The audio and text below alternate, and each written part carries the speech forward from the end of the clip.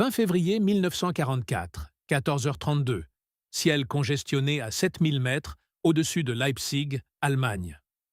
Le vent glacial de l'Est siffle contre la verrière blindée du P-47D Thunderbolt, Juggernaut, pilé par le lieutenant américain Jack Harlan, 24 ans, originaire du Nebraska, dont les doigts raidis par le froid de -40 degrés serrent le manche de contrôle comme une prière désespérée.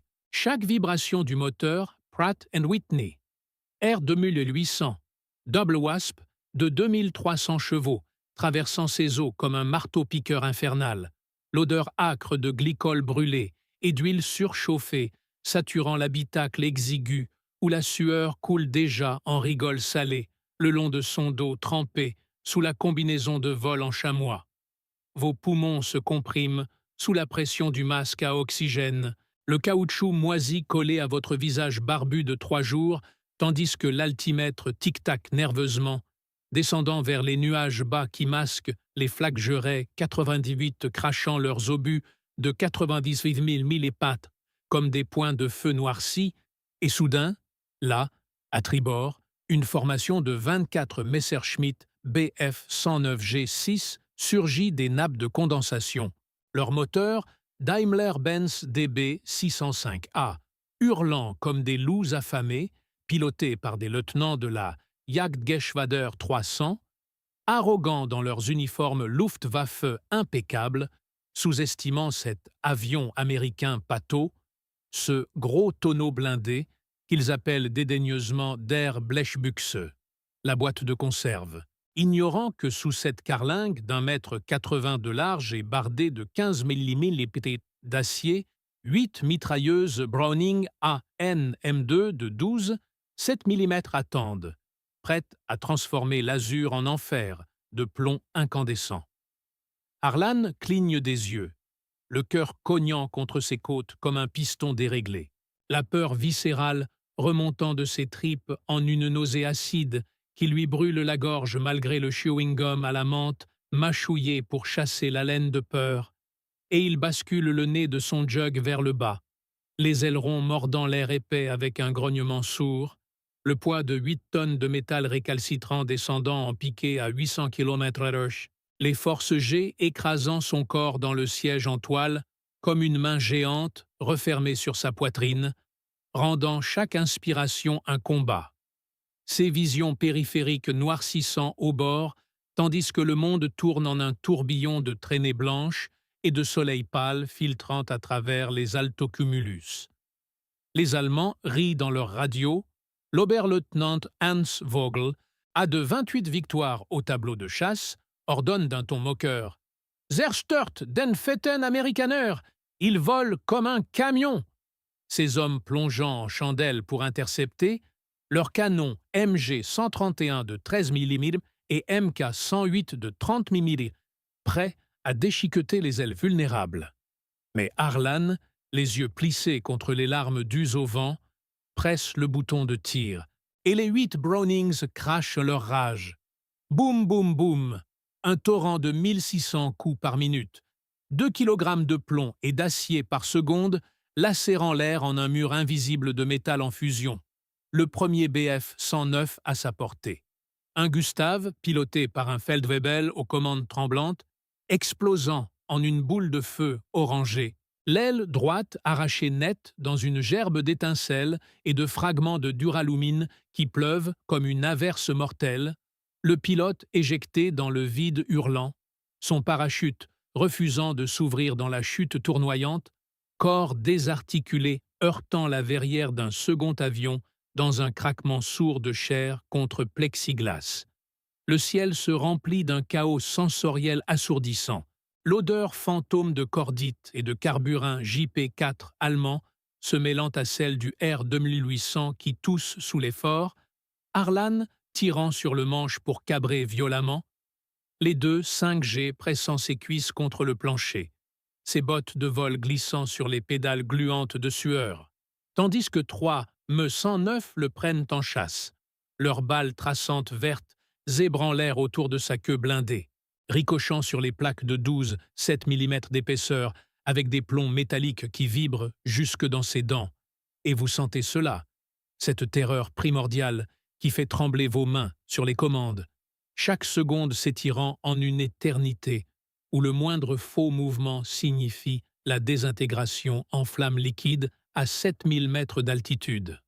Vogel, dans son Rottenführer, pousse son DB 605 à fond, le manomètre indiquant 1,8 ATA, le cockpit rempli de la fumée âcre de son cigare cubain éteint depuis le décollage de Kerfurt, et il vise la verrière du P-47, pressant la détente de son canon central, les obus explosifs HEI perçant l'aile gauche de Harlan dans un jaillissement de rivets et d'hydraulique jaune verdâtre qui fuit en traînées visqueuses, mais le jug refuse de mourir.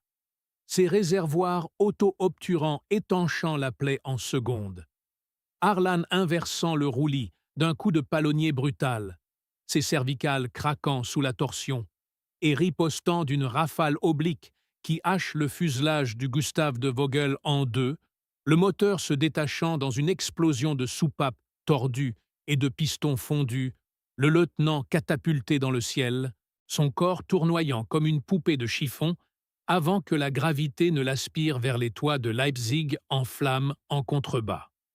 La formation allemande, 22 appareils maintenant, se disperse en un essaim furieux, leurs queues en croix noire se découpant contre les nuages comme des croix de fer maléfiques.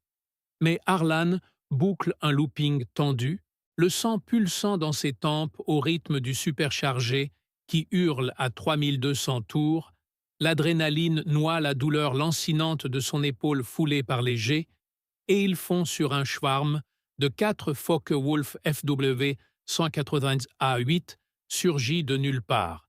Ces bouchers du ciel, aux ailes trapues armées de 4 MG 151-20, crachant le feu à 800 Millets. Leurs pilotes unterofficiers endurcissent par des années de Barbarossa, sous-estimant encore ce Thunderbolt isolé, pensant le prendre en tenaille. Mais Harlan anticipe, bascule en chandelle inversée, le poids de l'appareil récalcitrant arrachant un grognement à ses poumons comprimés. Et quand ils mordent à l'hameçon, il pivote en un virage serré à 6G, la peau de son visage se distendant comme une masque grotesque, vision tunnelisée sur le leader, un FW 190 dont le pilote hurle « Ach du Schwein !»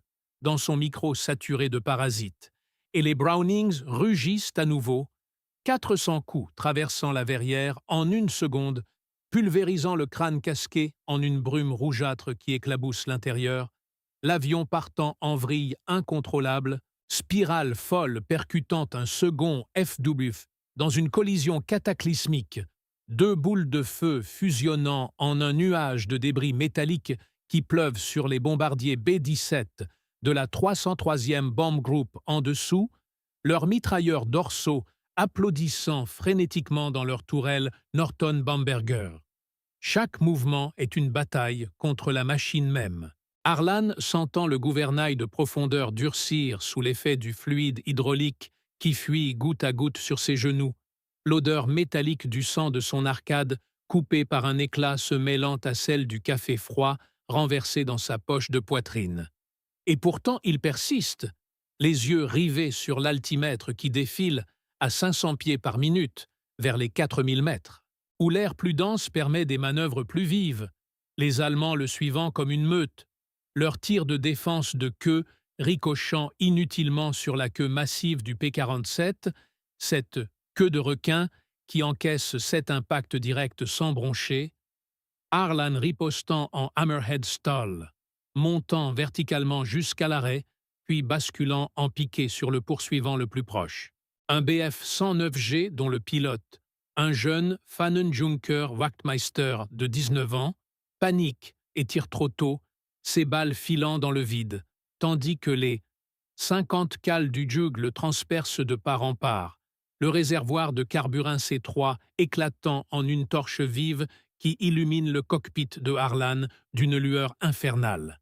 L'Allemand se contorsionnant en agonie, main brûlante, cherchant la poignée d'éjection trop tard, corps carbonisé s'écrasant dans les champs enneigés de Moko. La peur s'insinue maintenant comme un poison lent. Harlan haletant sous son masque, la condensation embuant la verrière qu'il dégage d'un revers de manche sanglant, doutant de chaque décision.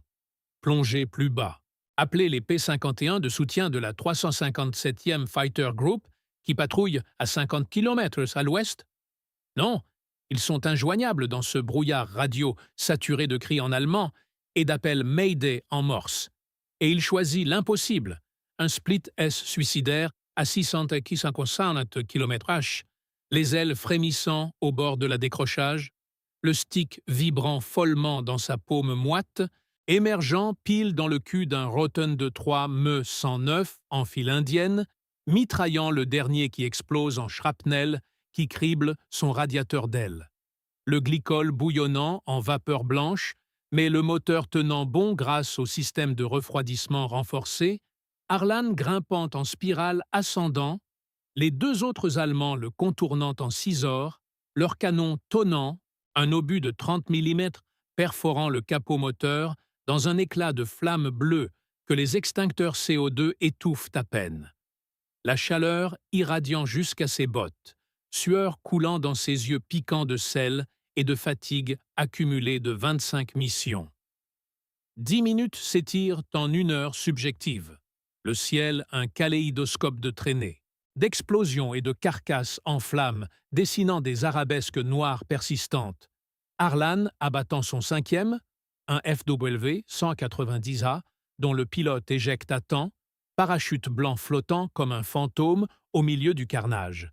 Les Allemands reculant enfin, leur perte, 8 downs confirmés, les forçant à rompre, Vogel, le seul survivant de son Schwarm, rentrant à la base de Brandis avec une aile trouée et l'âme brisée, réalisant trop tard que ce pâteau américain avait transformé leur assaut en boucherie, Harlan, seul contre 24, protégeant les 21 B-17 qui larguent leurs 500 livres de bombes HE sur les usines Heinkel sans une perte supplémentaire.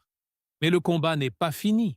Le Jug boitant maintenant, train d'atterrissage endommagé refusant de s'abaisser pleinement, Harlan luttant contre l'hypothermie rampante, ses membres lourds comme du plomb, descendant vers les lignes alliées près d'Aschaffenbourg, chaque mètre une victoire arrachée au destin.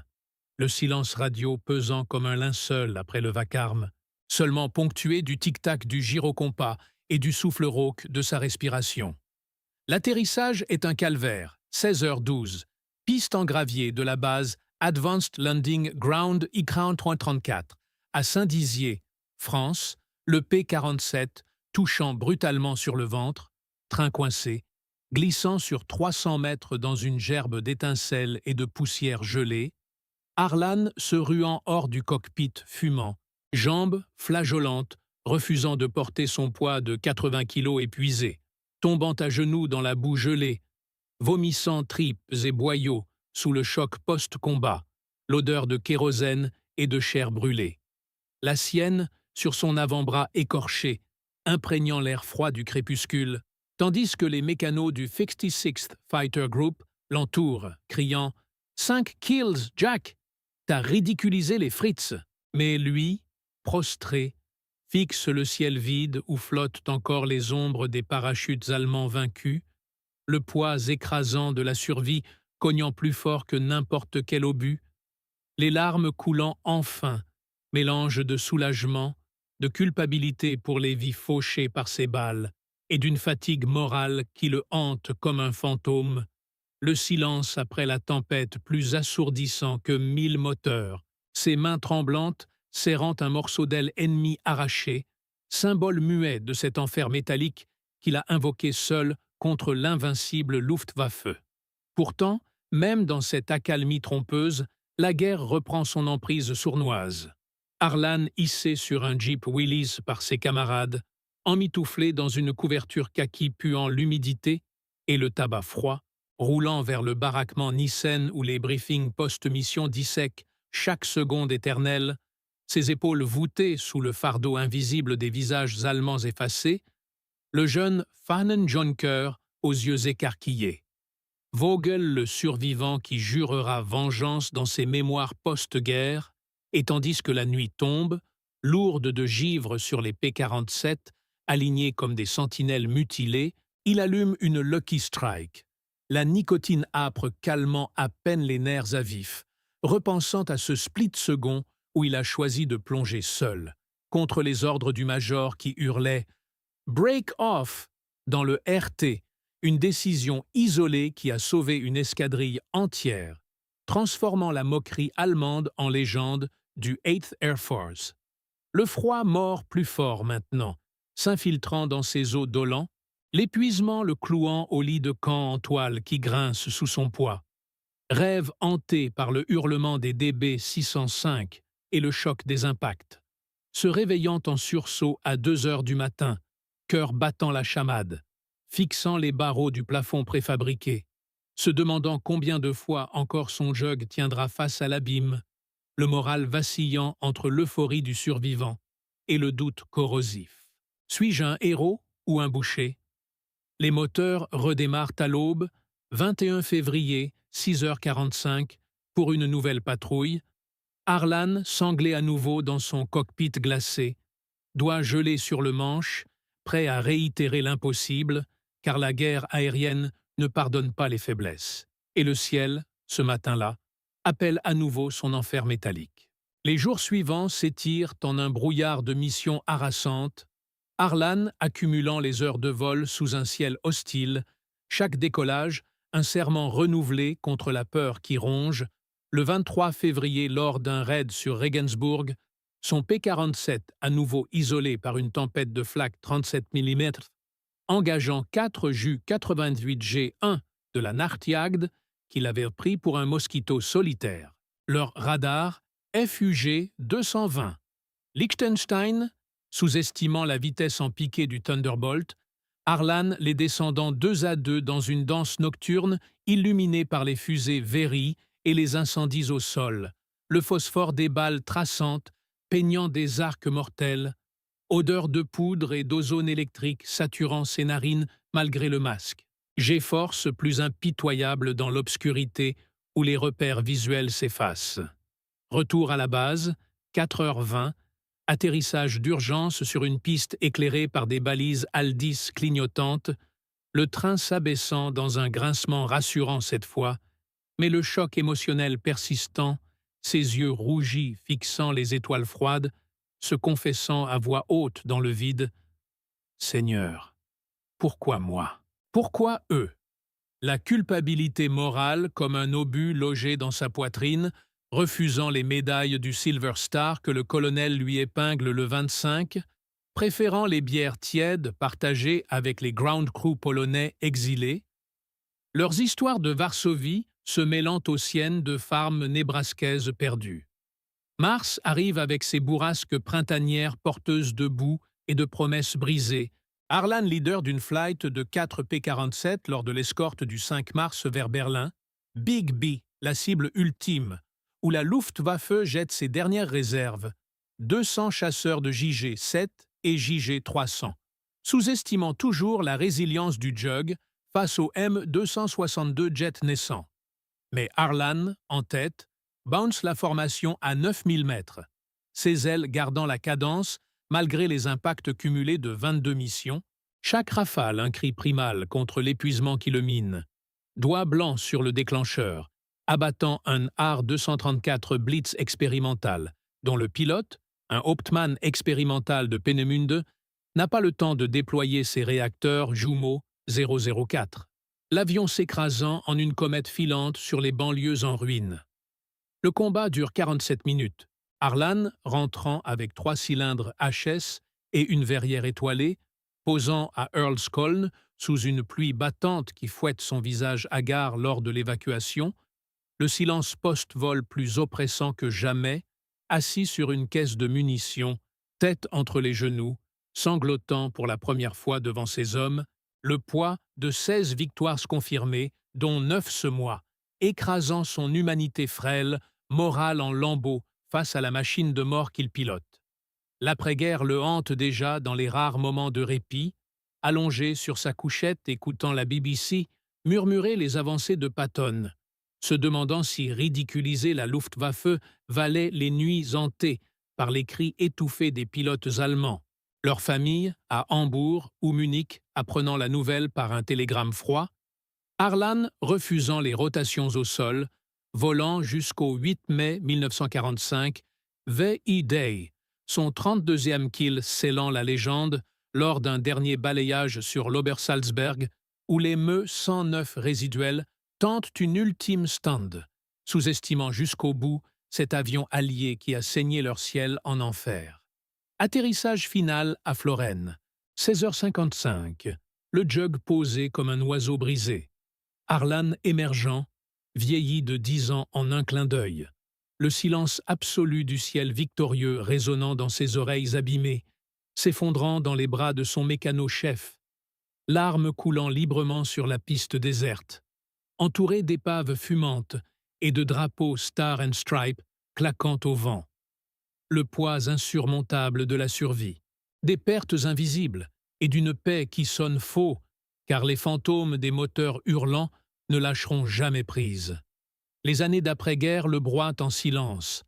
Harlan, rapatrié sur un Liberty Ship brinque-ballant l'Atlantique, bercé par les vagues qui charrient encore l'odeur fantôme d'huile brûlée et de glycol, débarquant à Norfolk sous un soleil yankee indifférent, médaille DSC épinglée sur une chemise froissée, les civils le félicitant comme un héros de parade sans voir les yeux caves, les mains tremblantes qui serrent trop fort une bière tiède au Officers Club.